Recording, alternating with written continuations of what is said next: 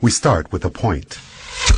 Like the point we know from geometry, it has no size, no dimension. It's just an imaginary idea that indicates a position in a system. A second point, then, can be used to indicate a different position. But it, too, is of indeterminate size. To create the first dimension, all we need is a line joining any 2 points. A first-dimensional object has length only, no width or depth. If we now take our first-dimensional line and draw a second line crossing the first, we've entered the second dimension. The object we're representing now has a length and a width, but no depth. To help us with imagining the higher dimensions, we're going to represent our second-dimensional object as being created using a second line, which branches off from the first. Now let's imagine a race of 2-dimensional creatures called flatlanders. What would it be like to be a flatlander living in their 2-dimensional world? A 2-dimensional creature would have only length and width, as if they were the royalty on an impossibly flat playing card. Picture this. A flatlander couldn't possibly have a digestive tract because the pipe from their mouth to their bottom would divide them into 2 pieces. And a flatlander trying to view our 3-dimensional world would only be able to perceive shapes in 2-dimensional cross-sections. A balloon, for instance, would start as a tiny dot, become a hollow circle which inexplicably grows to a certain size, then shrinks back to a dot before popping out of existence. And we 3-dimensional human beings would seem very strange indeed to a flatlander. Imagining the third dimension is the easiest for us because every moment of our lives, that's what we're in. A 3-dimensional object has length, width, and height. But here's another way to describe the third dimension. If we imagine an ant walking across a newspaper which is lying on a table, we can pretend that the ant is a flatlander, walking along on a flat 2-dimensional newspaper world. If that paper is now folded in the middle, we create a way for our flatlander ant to magically disappear from one position in his 2-dimensional world and be instantly transported to another. We can imagine that we did this by taking a 2-dimensional object and folding it through the dimension above, which is our third dimension. Once again, it'll be more convenient for us as we imagine the higher dimensions if we can think of the third dimension in this way. The third dimension is what you fold through to jump from one point to another in the dimension below. Okay, the first 3 dimensions can be described with these words: length, width, and depth.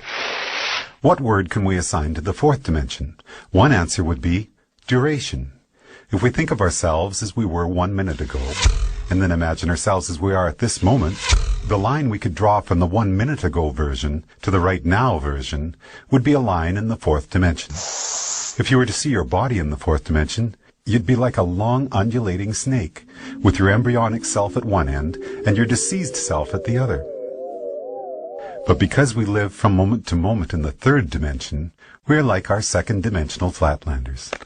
Just like that flatlander who could only see 2-dimensional cross-sections of objects from the dimension above, we, as 3-dimensional creatures, can only see 3-dimensional cross-sections of our fourth-dimensional self.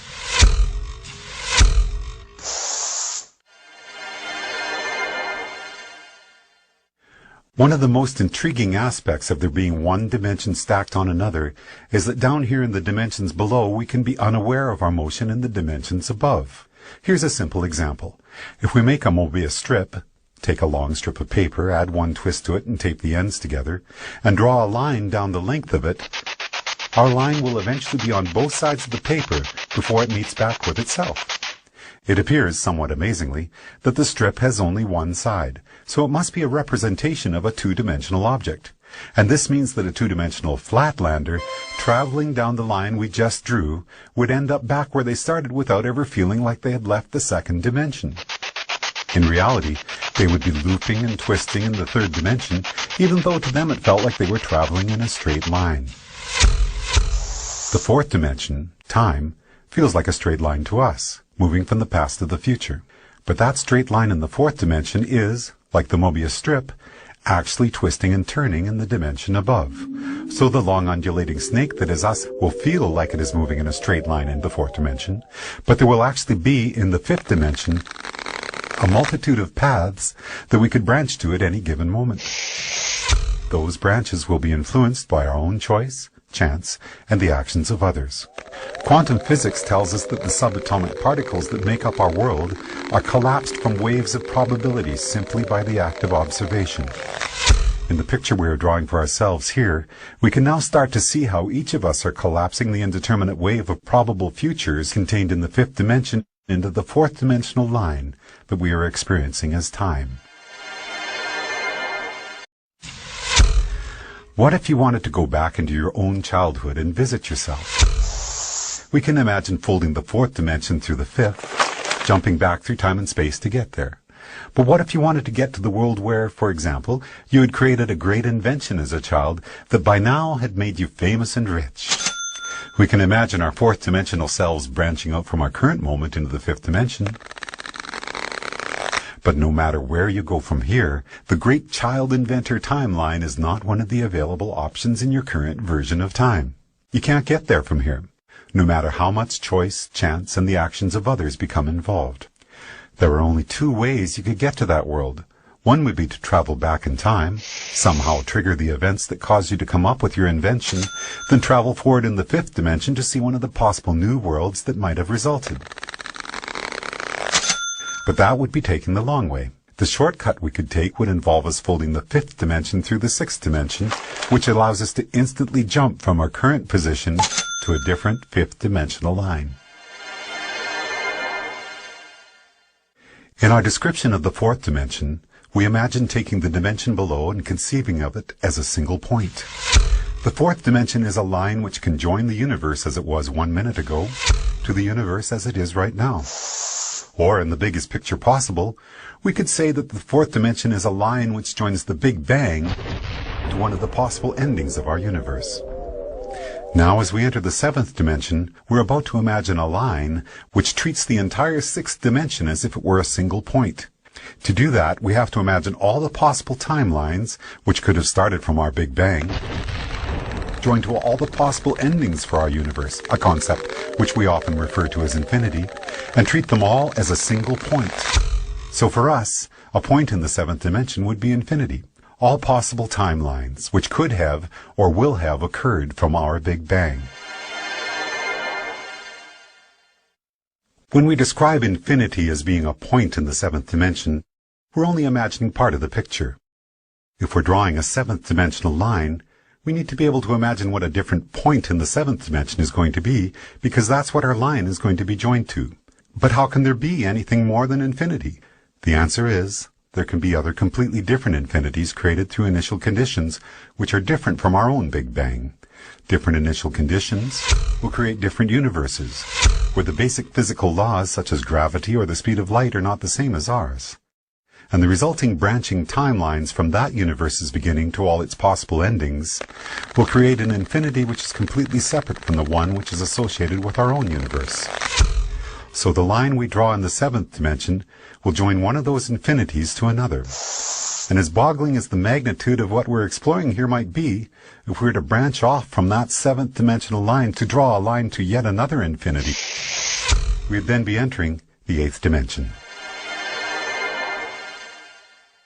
As we've explored already, we can jump from one point in any dimension to another simply by folding it through the dimension above.